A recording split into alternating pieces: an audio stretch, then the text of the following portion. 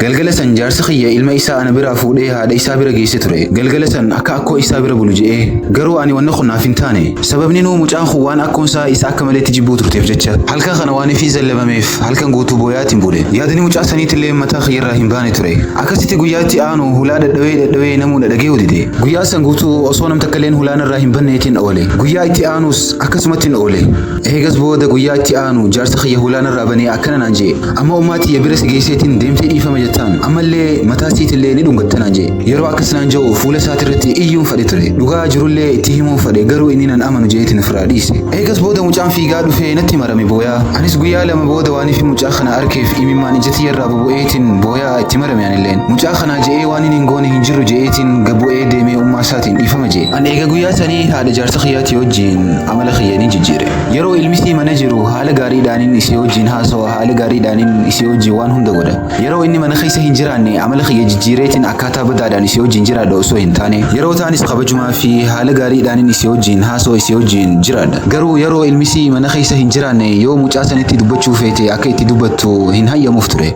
yoo lolteen hin loliniin ja'an yoo dha'uu feetillee irraanii dhorkaan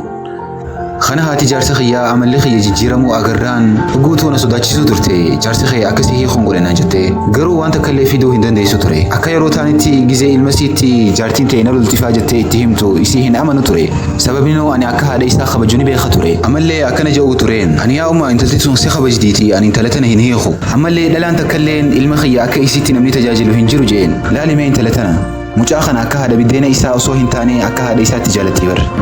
andala akka isii tana waan ifin hin arkanneef hin hiiku ja'an uggu anilleen if keessatti alhamdulillah hin jee rabbiin sababa mucaa kanaatiin amala jaarsa kiyyaa akka jijjiiru godhee jira haala kanaan osoo jirru guyyaa takka waan akkaan na gammachiisuun dhagee maali jettanii yoo na gaafattan gaafa takka haakima deemeetiin cheekaappii godhadhe yeroo sawwanii na gammachiise doktartittiin garaa qabdanaan jette yeroon jecha kanarraa dhagee amanuun dadhabe gammachuun akka guyyaa sanii takkaanatti dhageemteen beektu hedduun gammade yeroo jaarsa kiyyalleen akkaan garaa qabu yeroo dhagee hedduu gammade innilleen jaalaltii inni naa qabulleen hedduu idaate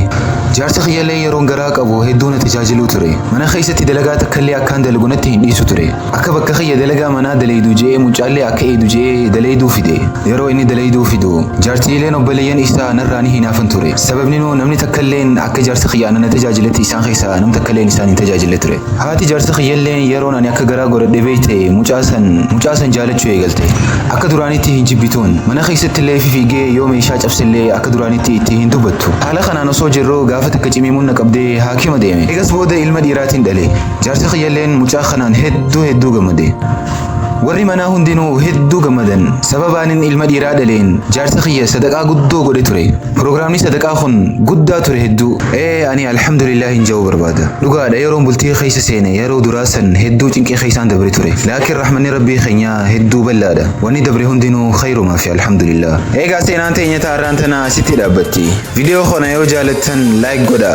yaada keessanillee komentii jalatti naaf barreessa viidiyoon kun akka nama hunda bira ga'uuf sheer godha hanga seenaa براتي والأجرو السلام عليكم ورحمة الله وبركاته قويا وين الرافد ديمو خيسان دورا channel خي يو سبسكرايبين غوني سبسكرايب غودا